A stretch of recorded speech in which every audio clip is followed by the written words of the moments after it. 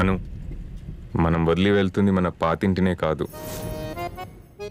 నువ్వు చేసిన తప్పుల్ని. ఇవేవి కూడా మళ్ళీ మన లైఫ్లోకి తీసుకురానని నాకు మాట ఇవ్వు. అనుపమ అని నేను పక్కన వాళ్ళ విషయాల్లో తలదూర్చనని, నా పని నేను చేసుకుంటూ ప్రశాంతంగా ఉంటానని మాట ఇస్తున్నాను. కానీ పద్ధతే కదా. అక్క అక్క అక్క నోర్మోయ్. What is your వెలియాట్?